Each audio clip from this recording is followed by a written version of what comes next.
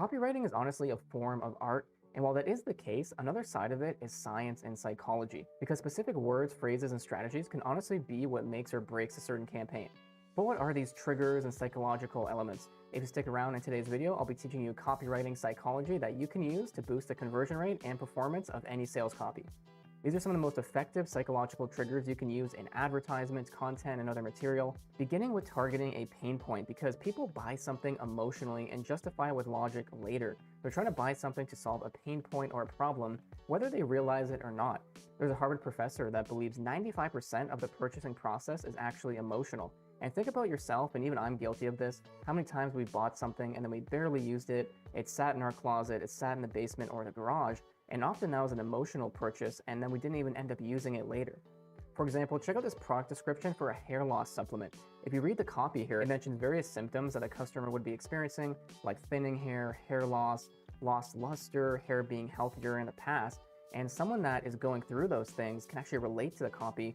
They're going to feel the related emotions, their insecurities, their self-esteem. Those things are going to come up, and the product is positioned as a solution. Secondly, humans love fighting for a cause and being on a team. That's why the second psychological trigger I want you to test in your copywriting is having a common enemy.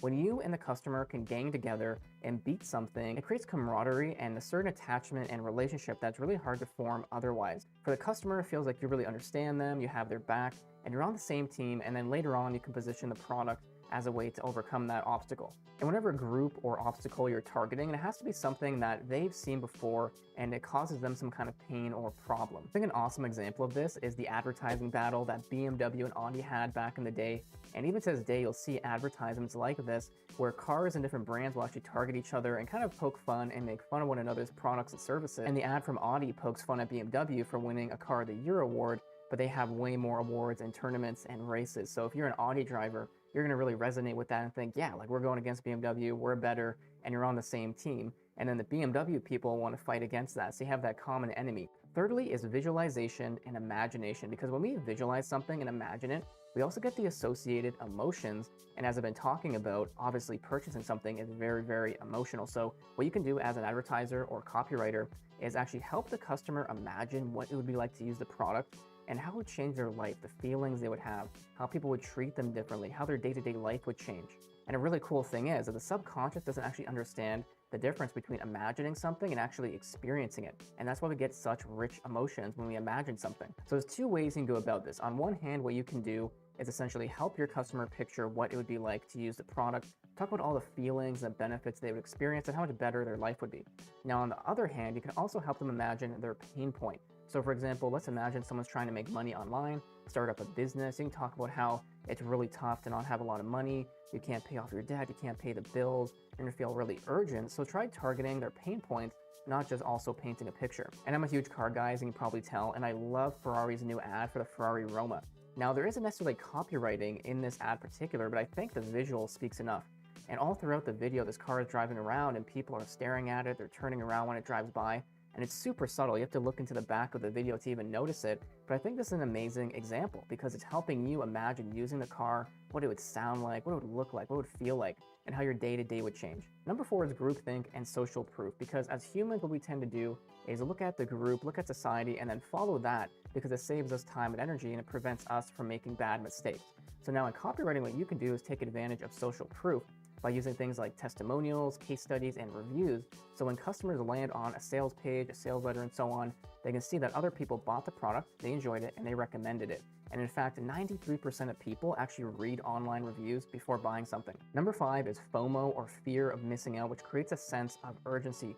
Humans are deathly afraid of missing out on good deals, good opportunities, social events, and so on. We're hardwired not to avoid these things because it can actually mean really bad consequences. I like how Nordstrom actually did this in one of their promotions here. So you can actually see that they have a spring jacket shop that's up to 65% off, but it ends on a very specific date. It's an online flash event. So essentially when a customer landed on the Nordstrom website, they would see this deal, but it's only lasting a certain amount of time, creating that urgency, and they have to buy sooner than later.